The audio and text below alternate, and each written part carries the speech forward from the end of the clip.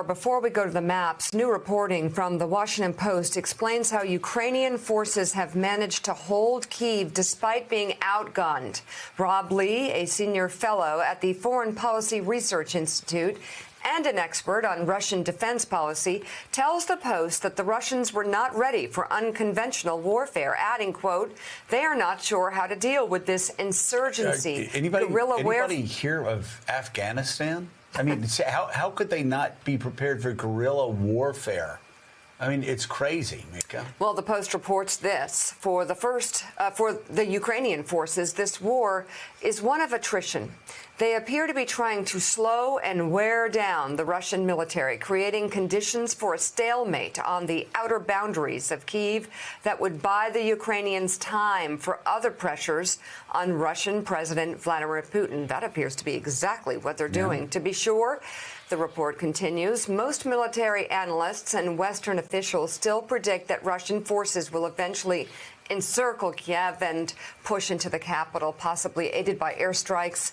While this could prove true, it's far from clear whether Russia will prevail. Well, I've got to say, I've yet to talk to a military analyst or retired general that says that Russia will prevail. They don't have enough troops, even if they sent all 200,000 troops into Kyiv to take it and to hold it.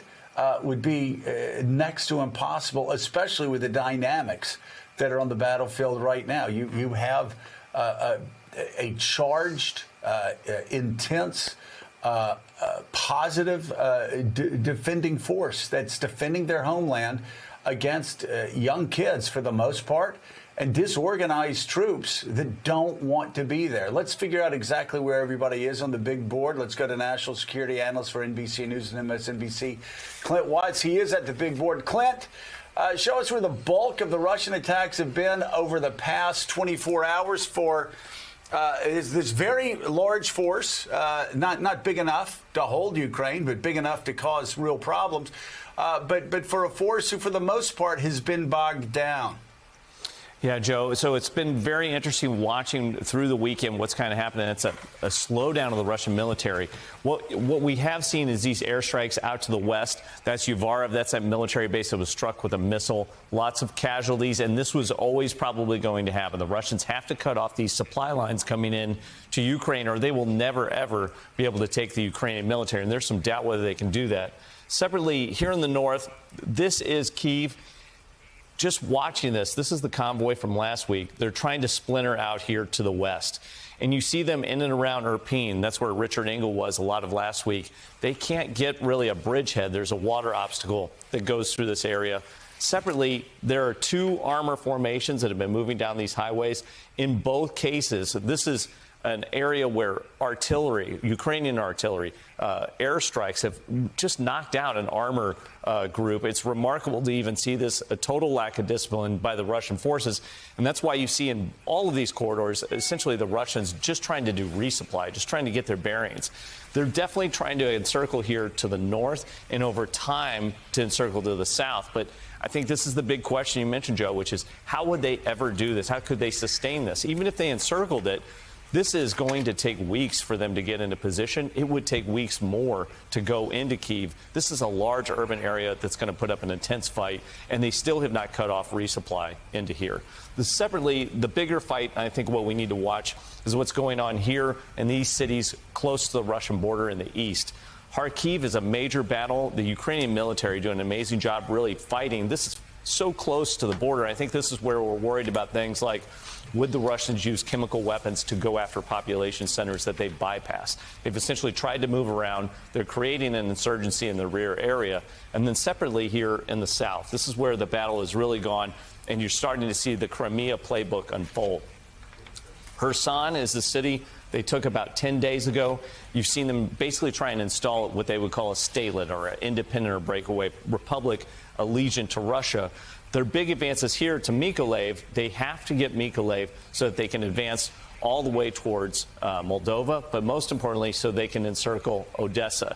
They're struggling to get around there. The Ukrainian military putting up an intense fight here.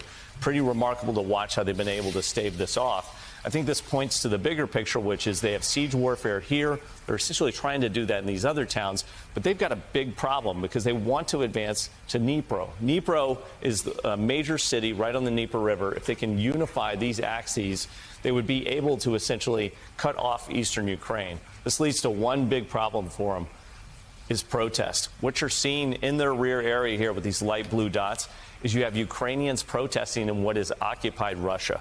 We've seen them bring down some of their shock troops, essentially riot control police, to Kherson to try and get the situation under control. You see some remarkable footage from that. But if they're bringing those down here, who's doing riot control back home in Russia?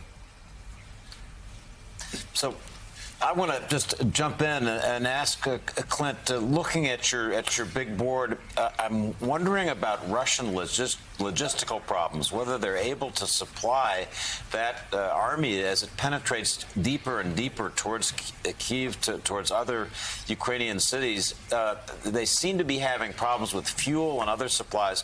What do you hear from your contacts? So a couple things, David. We did see, that's Rob Lee, who you talked about just before in that segment, remarkable researcher at Foreign Policy Research Institute. He showed this yesterday of ships coming in essentially for the first time. So they would be coming in from the Sea of Azov. They've essentially made this a Russian sea. It was part Ukrainian, part Russian. You also see railheads being used. And so you might remember from discussions a couple weeks ago with nuclear plants, one of the reasons you want a nuclear plant is, yes, you want to control the power, but there's always a major railhead at a nuclear plant as well. You can then do resupply. And when you have armor formations, you need to secure those rail lines. I think when we look in terms of their logistics, still very weak. But what you do see is here in the east, they're trying to establish some of these railheads because they want to be able to supply from town to town. Down here in the south, the same thing, but it's very limited. And where they're really struggling is here in and around Kyiv. This is just resupply by road, much more difficult to do. You can't bring the logistics in that you need, and that's why they keep getting bogged down, because they can't advance and they can't secure. They're just not using enough dismounted infantry to really keep those armored columns safe. You know, Clint, from the very beginning, the Ukrainians have said, well, the Russians have the advantage in the countryside. They have the advantage out in the open. But when they come into the city, when they come into Kyiv, we have the advantage. That being said, if they're having this much trouble outside the city, what happens when they go in and have to put up, try to take over a city with millions of people and deal with urban combat? How ugly does that get for the Russians?